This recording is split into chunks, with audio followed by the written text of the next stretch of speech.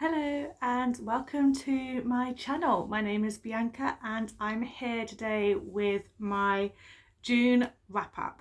So I actually did quite well reading wise this month. I'm very pleased and proud of myself for reading as much as I have. Excuse the hair, it's a frizzy mess. We're just gonna have to run with it. So I had 4 books that came out at 3 stars, 2 that came out at 4 stars, and then 5 books that came out at 5 stars. So a very good reading month, I have to say. So let's start from the 3-star books and work our way up. So we have, first of all, Caraval by Stephanie Garber. Now for me, 3 stars isn't a bad book. It's good. I just didn't love it enough. I mean, there was a couple of elements that I didn't love. With this book in particular, I absolutely loved the premise of this, and I thought basically the reason why it didn't get higher than 3 stars is purely because I feel like this could have worked better as an adult book, like adult fantasy with horror elements. But this is a YA, and I kind of felt there was a bit of a romance that just seems, I don't know, I don't think YA is really for me. And I knew this was a young adult book when I was going into it. And I just was like, oh no, yeah, it's going to be fine because it's a fantasy. And yeah, I just think this could have worked so much better as an adult fantasy instead. And I don't know, I did really enjoy it. I really did. Like I said, I think it just would work better as an adult fantasy with a bit of a horror in there, because we do have a villain, and there were some parts in the story which were quite, a bit creepy, a bit more on the scarier side. So yeah, I think it just would have worked so much better as an adult fantasy. But I know that so many people love this because of it being a YA, so I would still recommend it.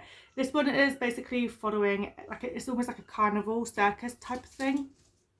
They call it a caraval, which I'm not really 100%. Is that just like a circus, a travelling circus? I'm not really sure.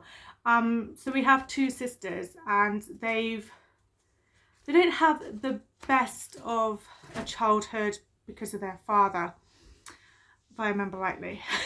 And they constantly write to the master legend, who is the host of this caraval, which only comes around once a year, and there's like a game they have to play. So all of the contestants that actually get to go forward and to join in have to play a game, and the winner is like a competition, and the winner gets a wish, and that wish is granted. And since they were children, like really young, they've always wanted to take part, these 2 sisters. And now that they are older, you know, they're actually, I mean, they're not, I think they're probably like 16, 17 now, I think. But yeah, they basically end up playing the game. And there are some like sinister stuff going on, and there is a villain, and it basically has a very strong sibling relationship, because it's kind of, you're seeing how one of them, like what they would do to save the other one. I think it's like Scarlet, isn't it?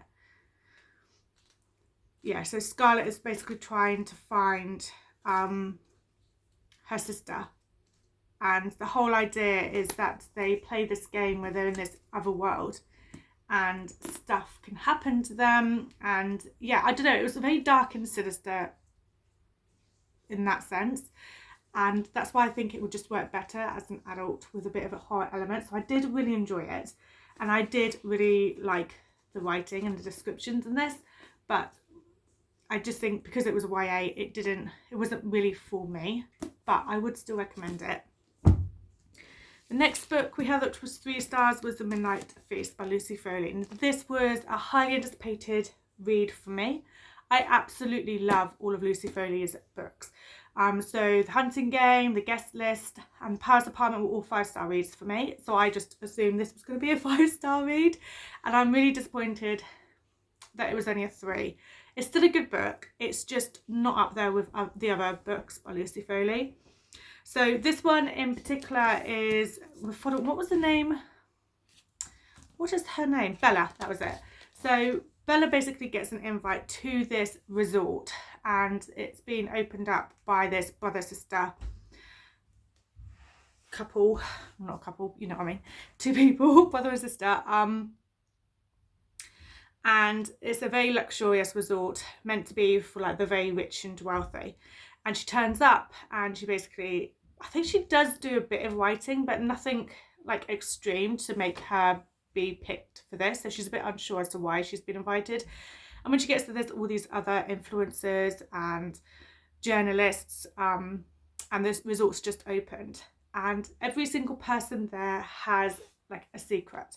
And then when a body is found, it could have been any one of those. So like usual Lucy Foley books, there's this Agatha Christie style-esque to it, and like almost like a locked room mystery, but this one is set on this secluded resort. And yeah, it's not a resort, it's like a, well, it kind of is like a resort. It's like a manor house resort, like a manor house spa, there we go. It's set on the Dorset coast, so I thought I would really love this because, you know, obviously I live in Dorset and I could pinpoint places and stuff, but yeah, I just didn't love it as much as I thought I was going to, because I don't know, there was just some weird stuff. There's a bit of almost like a cult thing going on. There's a lot of references to birds. I kind of felt like one thing in particular, okay, so I mean, this isn't a spoiler because you know they've all got secrets and they almost know each other somehow, kind of thing, like your typical locked room mystery with this sort of thing. Now this is only 15 years after the first part, okay, when they all knew each other. So only 15 years have gone by. So they were like 16, 17 at the beginning, they're now like early 30s. And they're trying to, the author's trying to tell me that these people wouldn't recognise each other when they used to, they hung out for like a whole summer. Like they were really good friends, and apparently they're not going to recognise each other 15 years later. So there was a few things that just didn't ring true, didn't really make sense, and I ended up, yeah, not enjoying it as much as I had hoped. I think, you know, I would definitely recommend the other 3 books by Lucy Foley. This one, it was okay, but just it wasn't up there like her other books.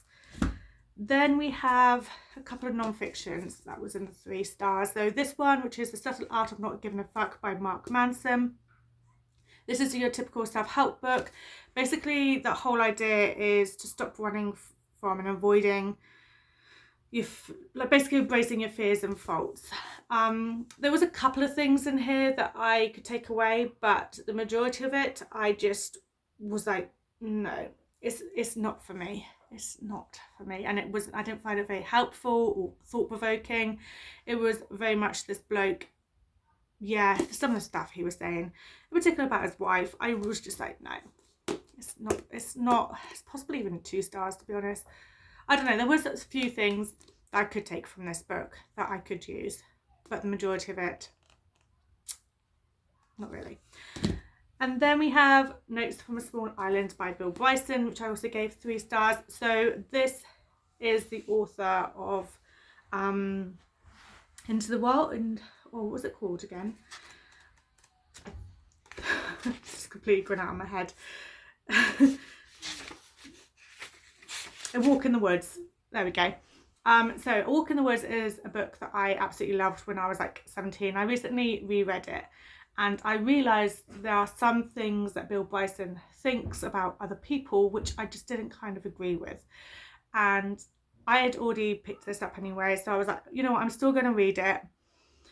And it started off funny because obviously he's an American guy walking around the UK, and it was, you know, he was picking out points about British people, which it did make me chuckle. Like there were certain things about tea and biscuits and like, you know, proper stereotyping British people that actually I did find amusing.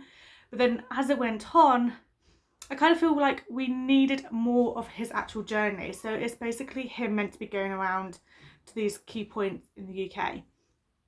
But at the beginning, he was telling us so much about his life story from in the past when he was living and working in London. I kind of felt like it took us away from this travel type of story that it was meant to be. So I think if he hadn't dwelled on that so much, it would have, you know, maybe got a star higher. But then as the book went on, we ended up seeing, you know, his point of view on fat people, his point of view on women, and it just kind of just got a bit like I didn't agree with his views, and I kind of feel like he didn't need to be expressing those views, and it just wasn't very nice, and it kind of just put me off Bill Bryson a little bit, if I'm completely honest. So to the point where I probably won't be reading any more of Bill Bryson's books, but usually I absolutely love these types of books where you're following along with the writer and you can picture yourself, they're describing like their journey as they're doing, you know, there was, you know, the salt path when they were doing the Southwest Coast path, and in A Walk in the Woods when he's going along the Appalachian, how do you say it, trail, and you were like with them along the way and you could visualize it really well, and it was like you were there as well. And that's what you kind of want from these sort of travel books. You don't need to know about the author's life story about when they worked there and things like that, you know, but and I kind of feel like you don't have to disrespect people so much when you're writing these sort of books, but you know, that's just my opinion, but I did read that. Then we've got the 4-star read. So first of all, we've got The Last House on the Cliff by Anne Wynne Clark. So this one is following Lowry, or Lowry, Lowri, so however you want to say that name. Following the death of her aunt Gwyn, she ends up going off to Anglesey in North Wales and going to the little cottage that Gwyn, her aunt, owned, and she's taken her daughter with her. And she gets there and her daughter starts seeing this woman, and there's some like more dark, sinister things going on, and there's a bit of confusion about what actually is going on.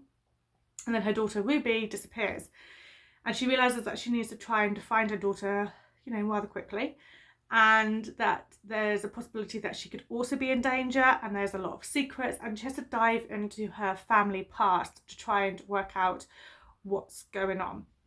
I did enjoy it, and I loved the setting on this, absolutely. We actually even went over to Anglesey whilst we were staying in Wales this month as well, and yeah, loved the setting.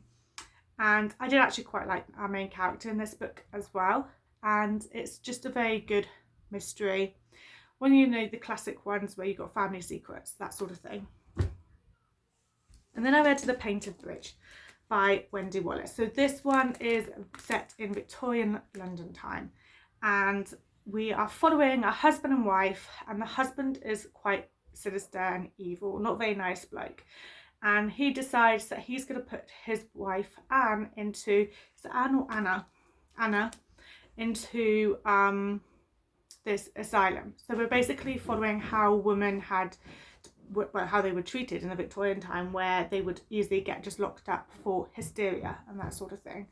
And we're following her as she tries to explain to them and prove to them that she isn't mad and she shouldn't be locked up in this asylum.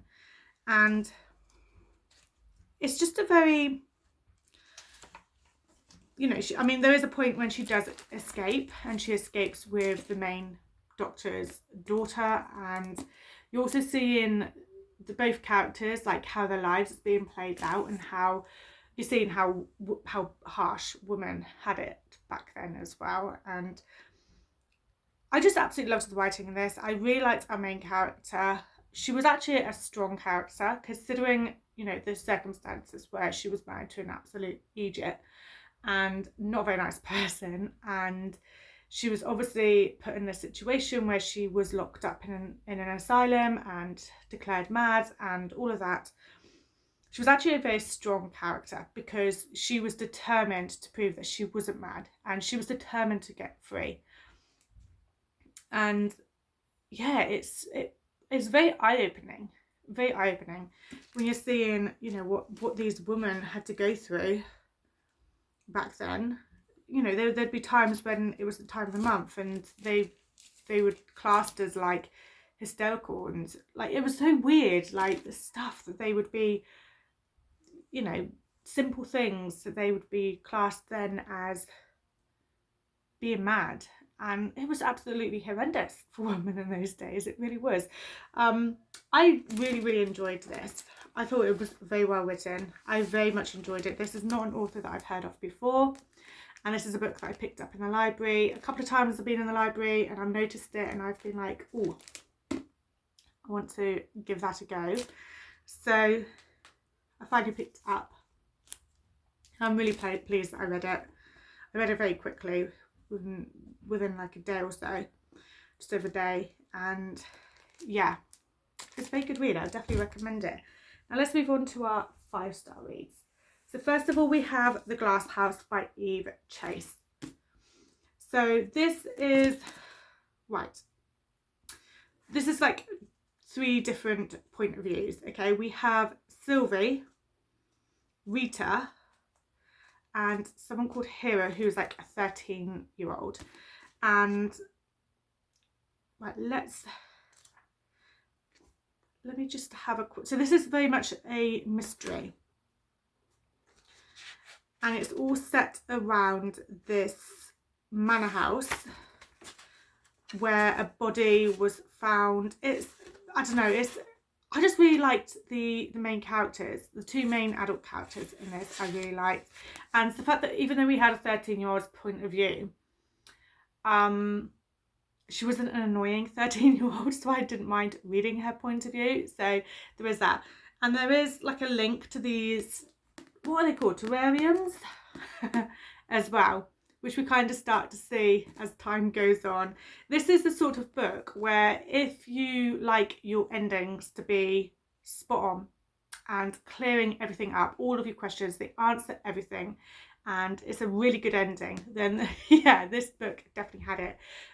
It was a sort of book where you would just, you had all these questions, but then at the end you were just given all of the answers. It tied everything up so well, and brilliant ending. So if you know that you absolutely have to have your endings, you know, tell you all the answers, then yeah, this one, it doesn't like leave anything for you just to figure out yourself. Like, it gives you everything, which I just find very satisfactory indeed. But yeah, there's a lot of, it's very much your mystery set in this big manor house, and yeah, I just really enjoyed it. Obviously there is like with a body and things like that, so yeah, I really enjoyed it anyway. So I gave it 5 stars. It was a very good read. Then we've got The Nightingale by Kristen Hanna. Obviously a 5-star read. This one had me sobbing, absolutely sobbing. This is one that's very much going to probably make you cry. It's a historical fiction. It's following 2 sisters, and I absolutely loved the sister relationship in this book. So you're following 2 sisters, and during World War II, and they've been separated. And it's, one of them is very much, you know, against what's happening in the war, and was kind of trying to join this like rebel clan, as it were, to basically fight back. And then you've got one sister who has a daughter, and her husband has to go off and fight in the front line, on the front line. And you're seeing 2 sisters that are very, very different, and you know, they do get separated for many years because of this difference in their thoughts and politics and things like that. And it does show, though, when they do come back together, like what they would do for each other, which was a great, yeah, I don't know, there was just so much about this book I absolutely loved. I was sobbing at one point. Towards the end, I was absolutely sobbing. You're seeing like how harsh it was, again, for like women during the World War II, because at one point, the sister who has the daughter and they're living in this cottage, a German soldier ends up moving in with them. And you know, at first they've got one that's, you know, nice. They basically used to just go there and decide what houses they were going to live in and just take over, regardless of what the women and children in the house, you know, who obviously had their husbands out fighting on the front line. They didn't care. These German soldiers didn't care. They would just be like, I'm living here whilst I'm here, so you're just gonna have to put up with me. And there's a lot to the story, there really is, but I absolutely loved this book. It was a beautiful book. It was absolutely beautiful, and I just absolutely loved it. I really did. It was, although obviously I was sobbing my heart out. I really was. There are some horrendous moments in this, and yeah, it will make you cry. But yeah, the end, I just could not. I can't even.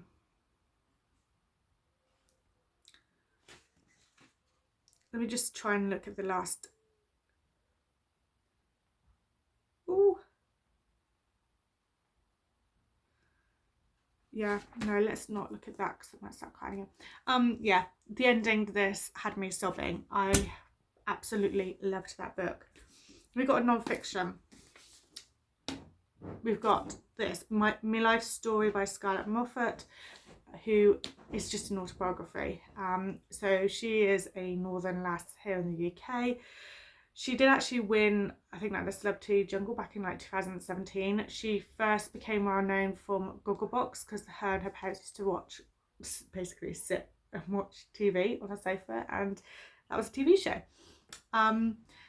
She's probably not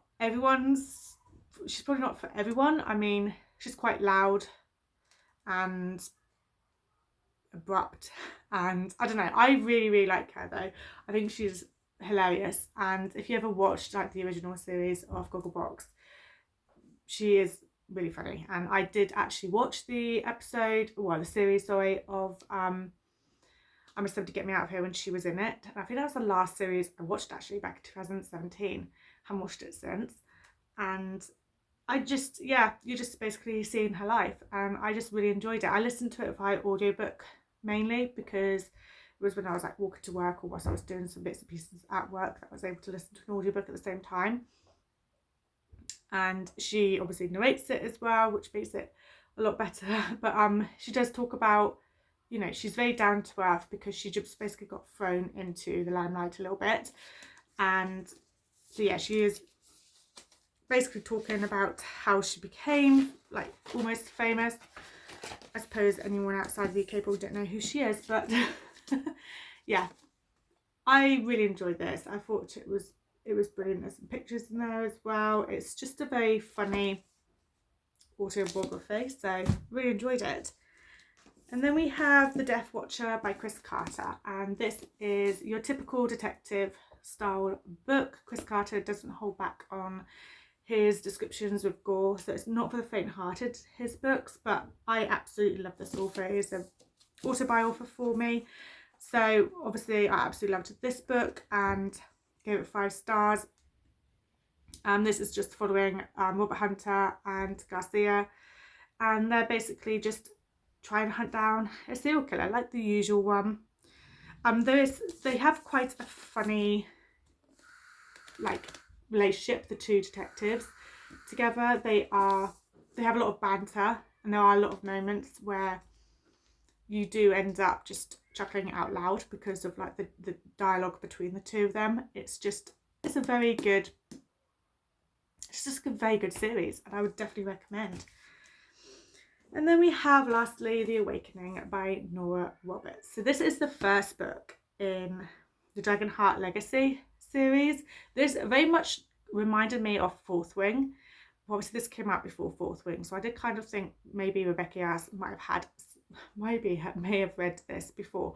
So this is following Breen, and she's basically working 2 jobs trying to get by, and she lives with her best friend Marco, and it's all about their lives where, you know, he works in a drag bar, and you're basically seeing how hard done by she is in a way, because, you know, she's never seen her dad. He left when she was like 10 and has never been in her life, and she's got this mother who's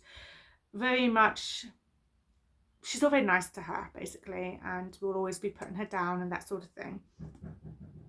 And you're seeing how she decides that when she gets the money, she comes across the money, she realises that a trust fund had been set up for her. She's had this argument with her mum because her mum never told her about it, and she decides that with this money she's going to go over to Ireland, which is where her dad came from, and basically trying to find herself a little bit, because she came out of a relationship and all of that sort of thing.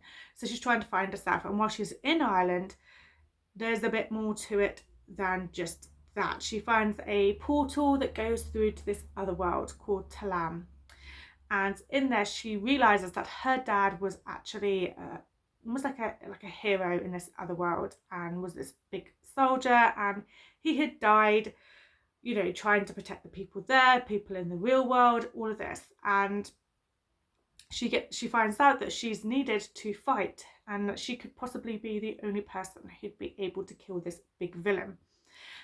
And she's needed in this world, but she obviously has conflicting thoughts about it, because she wants to be living in the real world, because she doesn't want to leave her best friend Marco behind, and all of this. And we're following her as she basically is finding herself. She decides that she does need to help this world. She has a bit of like, almost like witch. She's a bit of like a witch. She has like magical powers.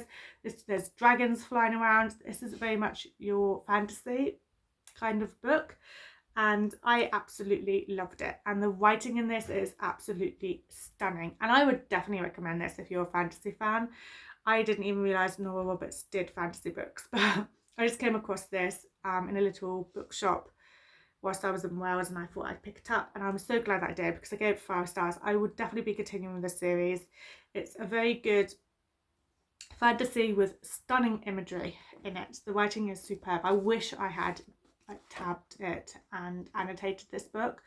I might do a reread when I get the rest of the series and do annotations on it, but I absolutely love this book. So those are all the books that I have read. I am halfway through this, which is The Body by Stephen King, which I'm very much enjoying. This is the story that was adapted into a film in 1986 called Stand By Me, which I remember watching when I was younger. And this is turned out to be absolutely amazing as well. It's following 4 friends as they go on this journey. It's a coming of age story.